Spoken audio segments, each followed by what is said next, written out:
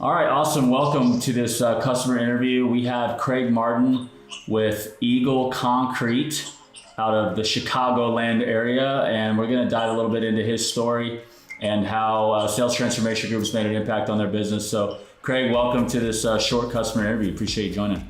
Thanks for having me. So, could you just share a little bit about how life was like prior to working with me and our sales program? Our biggest shift for me was going to more of a customer-based sales approach instead of, throwing numbers at the wall and hoping we can land 10% of what we bid or 15% of what we bid. Is, we started qualifying our bids before we did them, meeting the people, trying to meet as many face-to-face as we can. If not, talking to them on the phone, looking at what their objective is, as opposed to just looking at the drawing, throwing the bids at it and hoping for the best, building a little bit of a rapport, a relationship, telling them what we can offer, making our presence known to them so they know what we're about, as opposed to us being about a number on a sheet of paper. That was the biggest thing for me is just a little more interaction, a little more face-to-face, a lot more on the phone, and more qualifying the jobs before we start diving into them. Yeah, so you were just like a lot of contractors, and you're mainly a subcontractor, and you do very little, but starting to maybe grow some of the prime contractor work where you're working directly, but primarily you're working for GCs, right? Yeah, that's correct, yeah. And you guys are doing concrete work and different types of concrete work, but you used to just be basically what a lot of companies are. They just bid a lot. They're just basically estimators. So the biggest shift has happened, and you have a couple, can you talk about your team and talk a little bit about now that you've seen that mind shift and you've seen that approach adjust, kind of what the future looks like in terms of your growth, the impact, what you guys are hoping to accomplish down the road? Yeah. Well, there's two of us in here as far as our sales. We used to kind of call ourselves estimators. Now we're more salesmen because we're actually doing some sales now instead of just throwing numbers at it. But we got Brett and myself are our two main salesmen, and we actually are now adding to our individual teams because our goals used to be, at the 7.5 million range. Now we're getting in the 10 million range. So our goals are going up, but also our workload's going up. So both Brett and I have each hired a project manager to work with us so that we can focus a little more on the sales end and also be able to handle more workload. Hoping that, okay, we went from 7.5 to 10, let's go from 10 to 12.5. And that's each, right? So you guys together. Yeah, that's a piece. Yeah, that's our individuals. And that's kind of how, him and I are always real competitive, and we were always joking at 7.5, and then last year I hit it and he got all pissed off and then went to 10, and then I came in and hit the 10. We have a lot of fun with it, but so now we've each hired on. He's hired a young 25-year-old, kind of an apprentice, and I've got a little more established project manager that's kind of taken on my project management role, so I can go out and bid and try to meet some more people, and God forbid, play a little golf every once in a while with a customer, which I haven't done in 15 years. But that's kind of the direction we're going, is more of building relationships and passing some of the busy work off on the end, because it'll pay off. When people can call us and know we're going to get the job done, as opposed to, they're the low number or whatever, we're starting to see the results. That's great.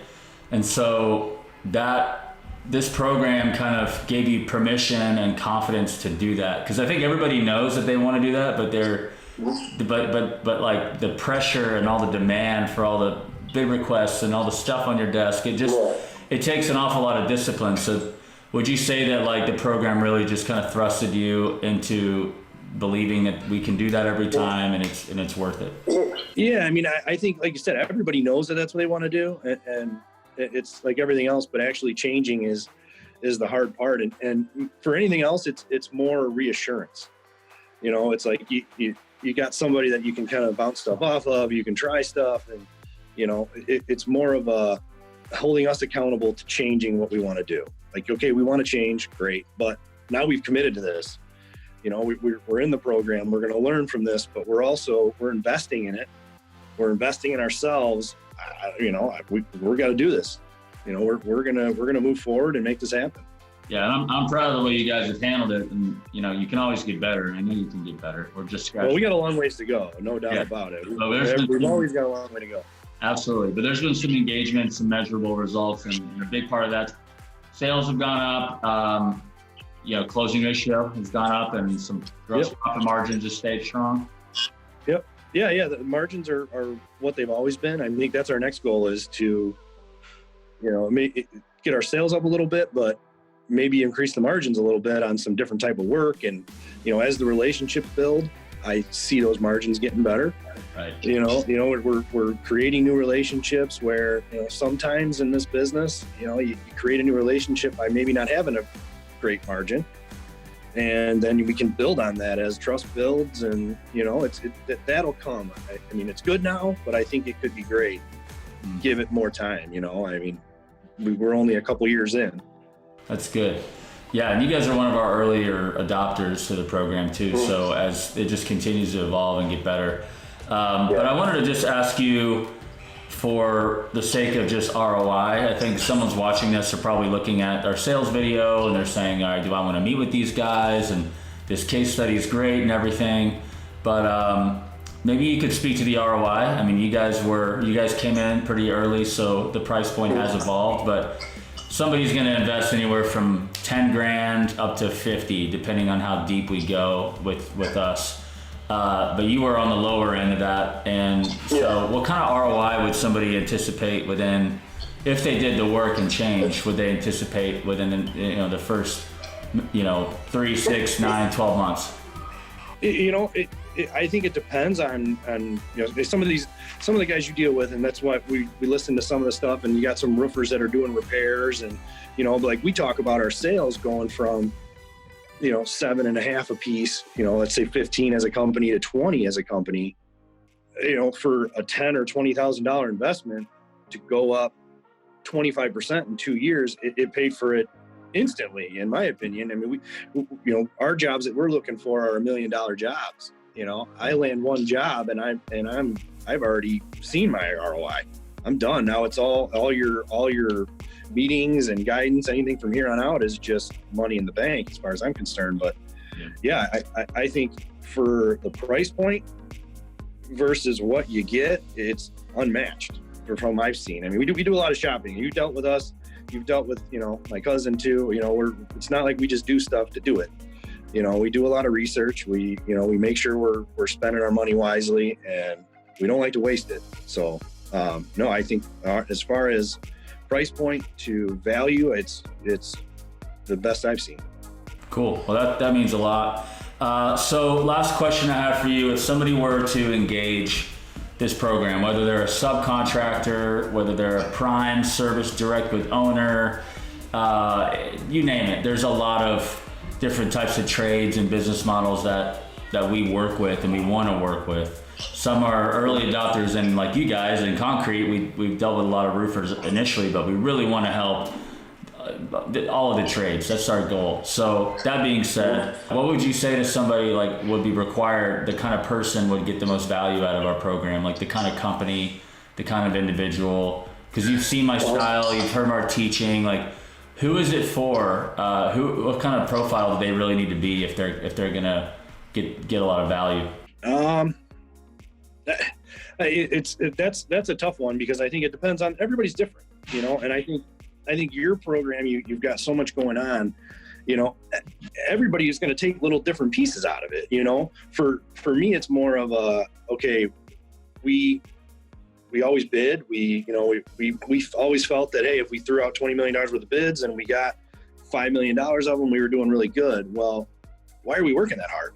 For me, it was, we know the business, we know what we're doing, but let's go after and get a more customer approach. So I would say we're the type of people that we never really wanted to change. We've done it our way forever. It's always worked, but we need to do things differently and evolve with the times. And that was on our end of it. But listening in on the calls and everything else, everybody's got different strengths and weaknesses.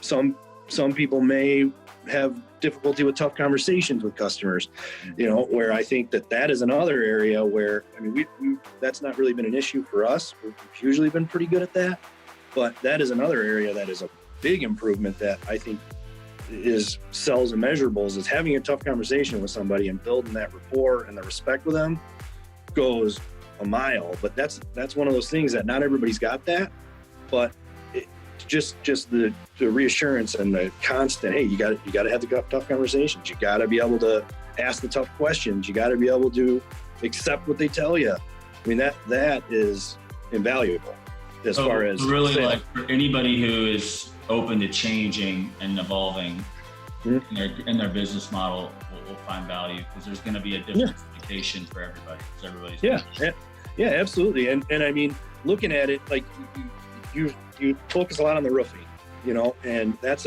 maybe a service industry as far as, old construction. They do have new construction, but focusing on service and repairs and stuff like that.